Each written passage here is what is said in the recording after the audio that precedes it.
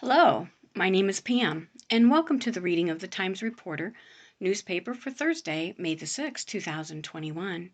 Let's begin with area deaths. Lawrence Larry Bossler, 82, succumbed from the ravages of age and declining health May 3rd. At the request of Larry, no services will be held. Deborah Deb Lachensleger Havey, 67, of Carlisle, Ohio, passed away Saturday, May 1st, at Sycamore Medical Center. A gathering of family and friends will be held from 10 to 11 a.m. on Saturday, May 8th, at Zion Lutheran Church in Middleton. A graveside service will be held at 1 p.m. on Monday, May 10th, at St. James Lutheran Church Cemetery, Tuscarawas. Jamie Shaw, 58, of Sugar Creek, danced into glory with her Savior on the morning of Wednesday, May 5th, after her relentless battle with ovarian cancer. Celebration of Life services will be held on Saturday, May 8th, at 10 a.m. at Smith Barnes Funeral Home in Sugar Creek. Friends may call on Friday from 2 to 6 at the funeral home. And that completes the area deaths listed in today's online edition. So let's begin with our first article.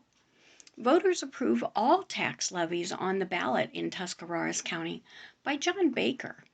All tax issues on the May primary ballot in Tuscarawas County were approved by voters on Tuesday, including a 1% income tax increase in Midvale and a $2.5 million additional levy for fire protection and EMS in Franklin Township, according to the unofficial totals from the Tuscarawas County Board of Elections.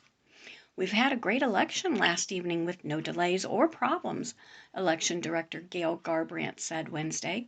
"We are grateful to our dedicated staff and poll workers who tirelessly serve the citizens of Tuscarawas County."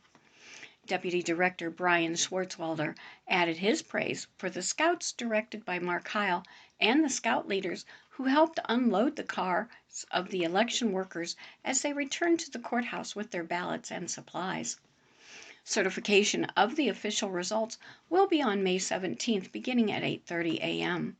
This time period affords voters who voted a provisional ballot to bring in any required documentation, as well as absentee ballots postmarked May 4th or earlier, but received after May 4th, to be counted.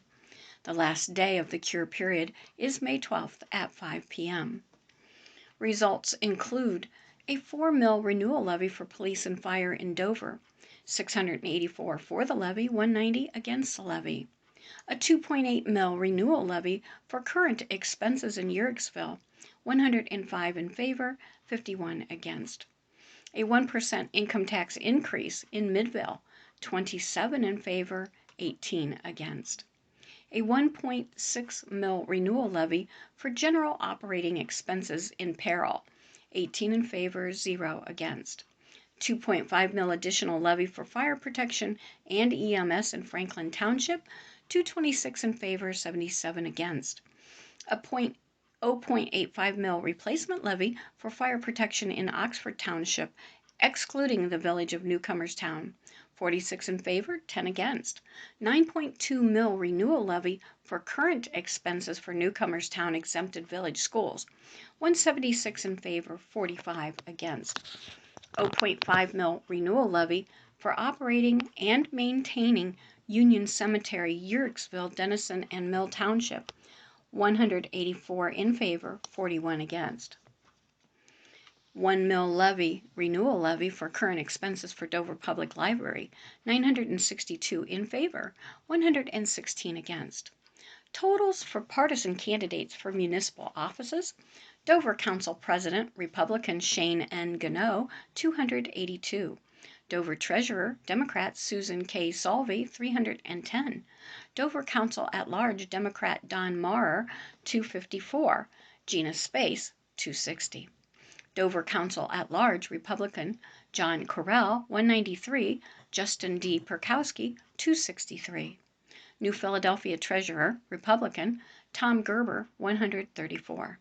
New Philadelphia Council Ward 1, Republican Cheryl L. Ramos, 21. New Philadelphia Council Ward 2, Democrat Joe Stephan, 34. New Philadelphia Council Ward 2, Republican Mitchell S. Pace, 36. New Philadelphia Council Ward 3, Democrat Dan Lanzer, 29. New Philadelphia Council, Ward 3, Republican, J. Lauryn Hill, 29. Well, I just lost my place, so if I repeat this one, I apologize. New Philadelphia Council, Ward 3, Republican, J. Lauryn Hill, 29. New Philadelphia Council, Ward 4, Republican, Jim Seldenwright, Jr., 52. Uhrichsville President of Council, Democrat, Robert Cottrell, 67. Uhrichsville Treasurer, Democrat, Robert F. Michaels, 73. Uhrichsville Council at Large, Democrat, Eric Harmon, 77. Denison Mayor, Democrat, Greg L. D. Donato, 37. Denison Council, Democrat, Helen Borland, 32. Mike Clark, 34. D. Keeney Edwards, 31. Newcomers Town Council, Republican, Jan E. McCune, 64. David J. Shepard, 62. A total of 2,093 Tuscarawas County residents voted in the May primary. That included 578 Democrats, 553 Republicans, and 962 nonpartisan ballots. Voter turnout was 5.71%. Up next, Zoar Fire Department gets eviction notice by Nancy Molnar. The Zoar Volunteer Fire Department, Inc. has 3 days to move from the fire station or face eviction proceedings in court. Mayor Scott Gordon posted a notice Tuesday afternoon ordering the department to vacate the premises. The earliest an eviction case can be filed will be Monday, Attorney Matthew P. Mullen told Gordon in an email. 5 members of Village Council voted April 23rd to evict the fire department from the fire station.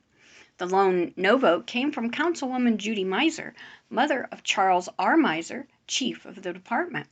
The village and fire department both claim ownership of the fire station at 195th Street.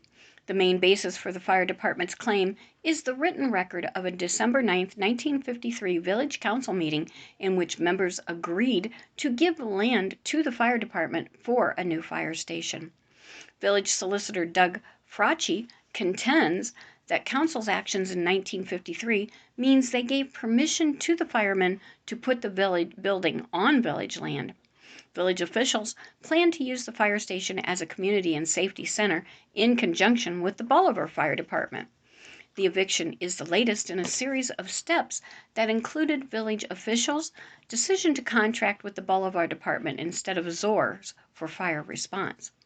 The fire department plans to hold a drive-through spaghetti dinner from 4 p.m. to 7 p.m. Saturday at the fire station.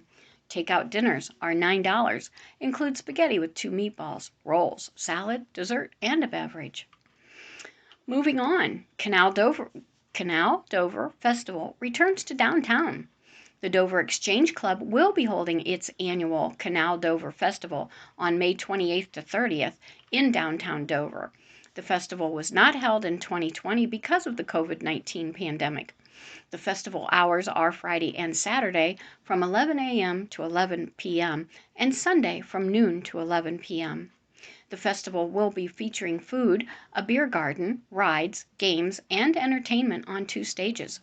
The annual Canal Dover Festival souvenir plate auction will be held on May 29th after the parade on the main stage on Wooster Avenue. The parade will kick off at the corner of Walnut Street and 4th Street, traveling along 4th Street to Wooster Avenue to 2nd Street towards Tuscarawas Avenue. Anyone who'd like to have an entry in the parade can email Dover Exchange Club at roadrunner.com. The Canal Dover Festival Committee will be following the State of Ohio health guidelines for the event. The state asked the public to wear masks, stay social distance, and stay in groups of 10 people or less. We ask the public to please follow these guidelines so we may have a successful event, says Kevin Corns, festival co-chair. We will be making a few adjustments this year to comply with the guidelines. We will not have bleachers available at our main stage on Wooster Avenue, so please bring a chair and social distance.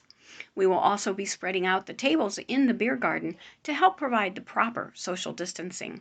For more information about the festival or vendor booths, call Jeff Border at 330-827-6678 or Kevin Corns at 330-340-3451. Former pastor pleads not guilty to sex charges involving teen girl. by Nancy Molnar. A former Lutheran pastor pleaded not guilty Tuesday to 3 charges of sexual battery. Tuscarawas County Common Pleas Judge Michael Ernest accepted the pleas from Stephen P. Woyan and set bail at $50,000, which may be met with cash, surety, or property. Woyan, 46, formerly ministered at churches in Strasburg and Minerva. He most recently lived in Alberta, Minnesota, and worked at a parish in southern Minnesota and northern Iowa. In setting bail, Ernest followed the recommendation of Assistant County Prosecutor Christine Beard. Beard said the alleged crimes occurred when the victim was between the ages of 15 and 18 when Woyan pastored First Lutheran Church of Strasburg. She was actually seeing Woyan for sexual abuse that she had had during her childhood, and he was doing pastoral counseling, she said. And during that time, for 3 years, he engaged in touching of erogenous zones and sexual intercourse when she was a minor.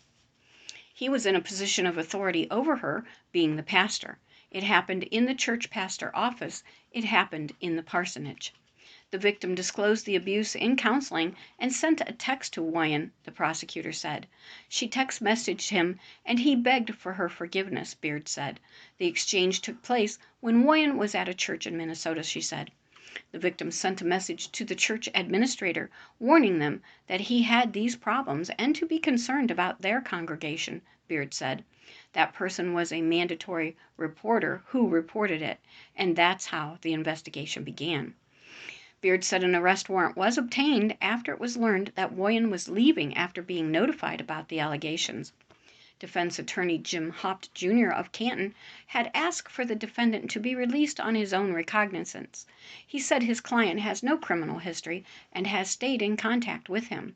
Hopt said Woyan could stay with friends in Ohio while awaiting trial.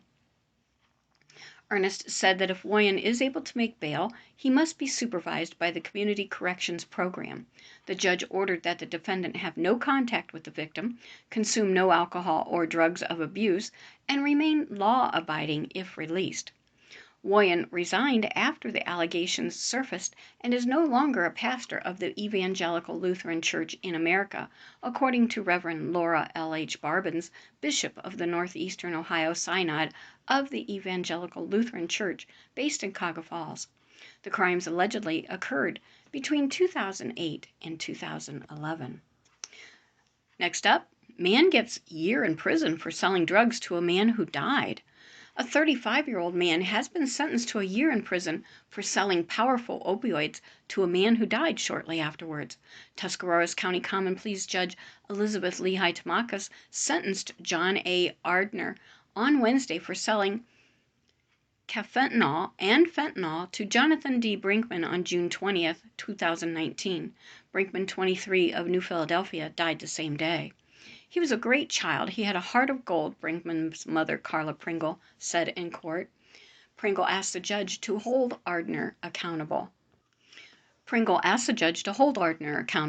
He took my son on his sister's birthday, she said. Pringle noted that Ardner was free on his own recognizance after having been charged with other drug offenses at the time he sold drugs to her son. She said Brinkman might not have died if Ardner had been held accountable for the prior offense. Ardner was sentenced for Wednesday for aggravated drug trafficking. The jury that convicted him in March found him not guilty of the more serious charge of corrupting another with drugs, which alleged that the substance Ardner sold to Brinkman killed him. What happened was tragic, said public defender Nicole Steffen, echoing her remarks from the trial. Steffen argued successfully at trial that there was no proof that the drugs supplied by Ardner killed Brinkman. Ardner confessed to selling heroin to Brinkman. Steffen said at trial that cafentanil and fentanyl were the fatal drugs, not heroin. She said it was unknown whether Brinkman consumed the drugs supplied by Ardner and that no drugs were found in Brinkman's room. She said Brinkman had cocaine and Xanax in his system at the time of his death. Ardner expressed remorse at his sentencing. "I'm sorry for what happened," he said. "He was a good friend of mine." In sentencing Ardner, Tamakas followed the recommendation of Assistant County Prosecutor Robert Urban. Stephan had asked for her client to be sent to treatment instead of prison. Tamakos denied a request from Brinkman's family to make Ardner pay restitution for Brinkman's funeral expenses. She gave him credit for 136 days already served in the county jail and ordered him to pay court costs. The judge denied a defense motion to stay Ardner's prison sentence pending the outcome of his appeal. Urban says he expects the conviction to withstand the appeal. The judge told the defendant that drug dealing has a ripple effect on the community as well as consequences for the individuals involved. It's a crime because drugs kill people, Tamakos said. That's always our fear. You don't always know what you're getting. Ardner's background included convictions for LSD and heroin possession, receiving stolen property, aggravated drug possession, alcohol use at age 12, and marijuana use at 13, followed by cocaine, ecstasy, hallucinogens, and prescription drug abuse, the judge said. The defendant appeared at sentencing by video link from the county jail due to the pandemic. Tamakos appointed Canton attorney Jacob Will to handle Ardner's appeal. Ardner was sentenced in December on charges of LSD possession and aggravated drug possession. Former Tuscarora's County Common Pleas Judge Edward O'Farrell sentenced him to 2 years probation and 50 hours of community services. Our next article, Summer Laser Event to benefit Harbor House. Dr. David Hartman and his team at Fine Arts Skin and Laser will be welcoming guests to a summer laser event scheduled for Thursday, May 13th from 4 to 9 p.m. Hartman is opening the doors of his practice to local and visitors for a night of education and fun.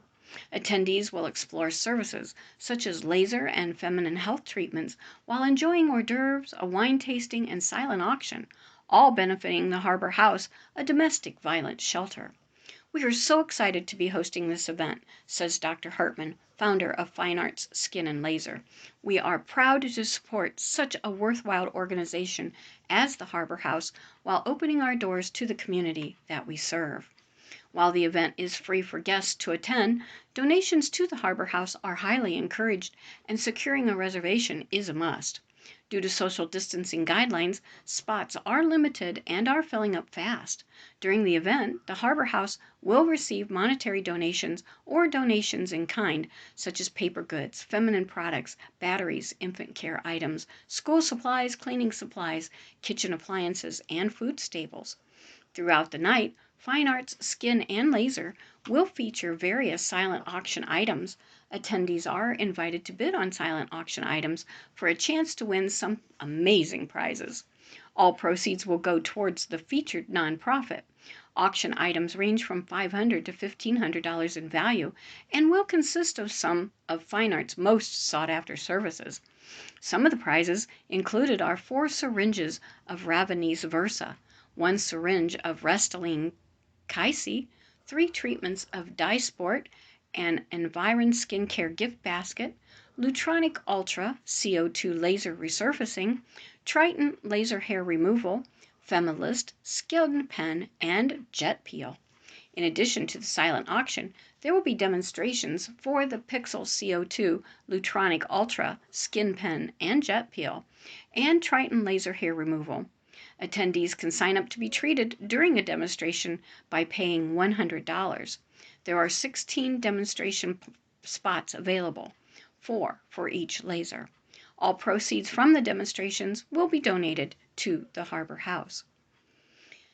And now, woman admits to neglecting an old dog. Oh, this is going to be hard for me to read, peoples. A resident of Kelly Street Northwest pleaded guilty on Tuesday to depriving her elderly dog of care and sustenance as part of a negotiated plea agreement. As part of the plea deal, New Philadelphia Municipal Judge Nanette DeGarmo von Allman dropped a charge of animal cruelty. The judge sentenced the defendant to 90 days in jail, which was reserved in favor of 2 years probation. The defendant was allowed to keep her 3 pets, but not to have any other animals. Court costs are to be paid. The defense and prosecution differed about certain facts in the case, including the age of the dog and the appropriateness of its weight. Special Prosecutor Jeffrey Holland of Sharon Center said the dog was 12 years old, according to the report of the veterinarian who treated him. The same report said the dog required the extraction of 21 teeth due to infection, was covered in its own waste, was infested with fleas, was too thin, and had such severe infection that it could be smelled 20 feet away. The vet said its ears would bleed at the touch of a cotton swab. The defendant said the dog was 17 years old. She said a veterinarian had recommended she euthanize the dog in 2018 because of blindness and cancer. She said the Brittany Spaniel weighed 31 pounds, near the average 35 pounds for the breed. So I did not see any real loss of weight in him, she said. He always had water troughs and food available to him. His appetite wasn't what it used to be. I didn't intentionally deprive him. She said she had moved from a 3-story house to a ranch house so the dog would not have to climb stairs. He had a beautiful place to stay, she said. He had soft comforters, fresh water. The neglect took place between August 1st and October 8th, according to the prosecutor. The animal neglect charge is a misdemeanor. The Times reporter does not typically identify people convicted of misdemeanors. The dog is featured on the Facebook page Caden, Touching Hearts Everywhere. He was adopted by Donna Hall, Executive Director of Grateful Hearts Senior Dog Rescue in Chillicothe. Today's plea and sentencing were conducted by video link to municipal court due to the pandemic. And thank you, Touching Hearts Everywhere and Donna Hall, for adopting this very needy baby. Port Washington Village Council meeting, April 6th meeting by Cindy Davis, announced that a Memorial Day service and a parade will be held on May 31st at noon. The discussion was Harold Weber, a former resident of Port Washington who now resides in Florida, will serve as a speaker for the event. A chicken barbecue held by the fire department will be carry-out only. There will be more information on Memorial Day activities in the future. In other action, Council heard the third and final reading of Ordinance 2021-03 for the regulation of junk vehicles, including boats, motorhomes, and storage containers. The measure passed with a 4-1 vote, with Councilwoman Brandy Bourne casting the lone no vote. Approved the purchase of 5 tents for use at the Memorial Day service. Passed a resolution for the amendment of appropriations. Agreed to a pop-up library to begin on June 4th at the Historical Society building on the first floor. This is the former town hall and is located beside the current village hall. The Tuscarawas County Library will be manning this event every other Friday evening. A time is yet to be determined, but will most likely be early evening. There will be books and movies for children and adults. Home delivery is also an option. Agreed to take over the gas and electric bill for the village hall and the fire department. The fire department had been paying these bills for the building for a number of years. This began during a time of financial struggle for the village several years ago. For your information, 3 fire calls were reported for the month of March. It was also noted that the Delaware Fire Department is looking for additional volunteer firefighters. Mayor Tom Gardner attended a meeting in regards to the CDBG paving project on St. Clair's Street. The project is handled through the county and was postponed last year due to the bidding process. The next meeting will be on April 20th at 7 p.m. in the town hall. And well, friends, that concludes the reading of the Times Reporter for Friday, May 7th. My name is Pam. Thank you for having me into your home. And please stay safe until we meet here again. And as always, my prayer for you is an abundance of blessings.